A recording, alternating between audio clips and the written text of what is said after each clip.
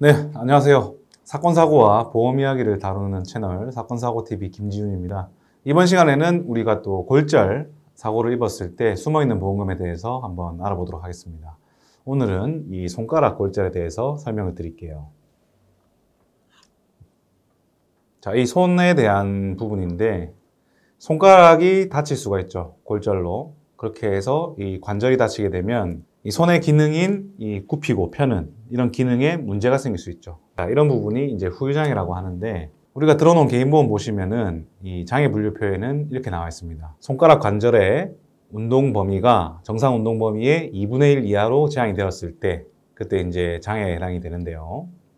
이 엄지손가락 같은 경우에는 장애 지급률이 10%, 그리고 2, 3, 4, 5 수지 2, 3, 4, 5번 손가락의 경우에는 각각 5%씩 장애 지급률이 정해져 있습니다. 예를 들어 볼까요? 제가 후유장애 보험금이 5억 원이 들어있다고 가정을 할게요.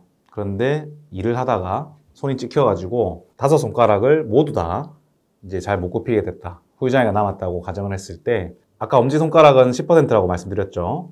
그 다음에 2, 3, 4, 5 수지는 각각 5%씩 해서 10, 5, 5, 5 해서 더하면 총 30 아닙니까? 그래서 지급률 30%에 해당이 되고 그런 경우에는 들어두신 후유장애 보험금 담보금액인 5억 원의 30%인 1억 5천만 원을 후유장애 보험금으로 받을 수 있다는 거죠. 그런데 이 후유장애 보험금이라는 것이 왜 받기 어려운지 아십니까? 일단은 첫 번째로 보험사에서 얘기를 안 해줘요. 만약에 손가락 골절로 인해서 보험금이 청구가 됐다. 그러면은 이 후유장애가 남을 수도 있지 않습니까? 이런 부분들을 우리 소비자를 위한 취지에서 보험사에서 알려주거나 이렇게 해야 되는데 사실은 안 알려주는 게 대부분이고 그렇기 때문에 일단은 몰라서 청구를 못하는 경우가 상당히 많습니다. 그리고 두 번째, 이 후유장애 진단을 받는 것 자체가 어려운데요. 이 후유장애 진단이라는 것은 이제 해당과 전문의가 평가를 하게 되는데 처음에는 일단 우리가 치료한 병원에서 이제 주치의 선생님한테 의뢰를 하게 되겠죠. 선생님, 이거 제가 들어놓은 보험에 이 장애보험금을 청구하고 싶은데 이거 혹시 해당이 될까요? 했을 때 대부분의 주치의 선생님들은 그거 장애 안 남습니다. 이렇게 아마 얘기를 할 거예요. 왜냐하면 내가 주치의 입장에서 내가 치료한 환자가 치료 후에 장애가 남았다?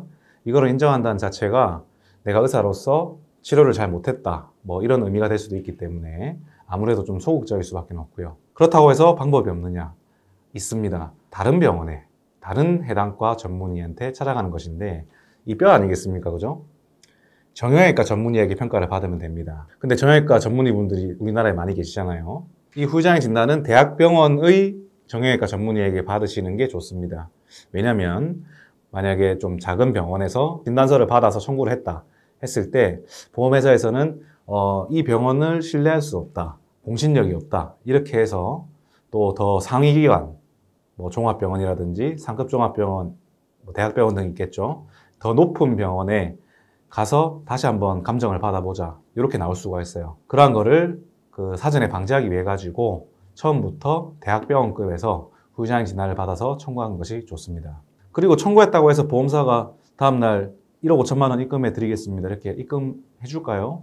아니죠. 보험회사에서는 이렇게 고액의 보험금인 후유장애 보험금이 청구됐을 때 조사를 하게 됩니다. 보험회사에서 물어줄 사고가 맞는지, 피보험자가 청구한 후유장애 내용이 실제 후유장애 장애 분류표에 해당하는 상태가 맞는지, 이 장애 상태가 영구장애인지 아니면 한시장애인지 이런 것들을 조사를 해서 이제 보고서를 올리게 되는데요. 자, 우리가 보험금을 청구했죠. 그런데 보험사도 뭔가 삭감을 하거나 보험금을 안 주기 위해서는 근거가 있어야 되지 않겠습니까?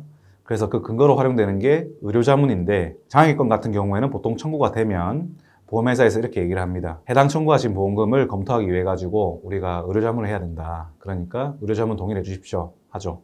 그렇게 해서 동의를 해주면 의료자문을 보내게 되죠. 보험회사에서. 근데 회신원고에는 이렇게 나와 있습니다. 이 장애는 해당되지 않습니다. 혹은 이 장애는 한시장애이기 때문에 청구하신 보험금의 20%만 드리겠습니다. 그런데 이 의료자문도 보면은 어느 의사가 썼는지 나와 있지도 않아요. 처음부터 몰라서 청구 안 하시는 분들도 계시겠지만 알아서 이렇게 다른 병원에 가서 후유장애 진단 받아가지고 청구를 했다 하더라도 후에 조사 나온 이 보험사 쪽 직원이 이러이러한 이유로 보험금을 못 주겠다고 했을 때 어떻게 대응하시겠습니까? 그렇기 때문에 이 후유장애 보험금 청구하실 때에는 처음부터 전문가의 도움을 받으시는 것이 좋습니다. 그 전문가가 바로 보고 계시죠. 네, 접니다. 만약에 손가락 골절 되셔가지고 이 후유장애 보험금을 어떻게 받는지 궁금하다, 도움을 받아보고 싶다 하시면 위 전화번호로 전화를 주시면 제가 상담해 드리도록 하겠습니다. 네, 여기까지 손가락 골절에 대해서, 숨어있는 보험금에 대해서 알아보았고요. 영상 도움이 되셨다면 좋아요, 구독, 알림 설정 하셔가지고 계속 무료로 사건, 사고와 보험 이야기 영상을 시청해 보세요. 감사합니다.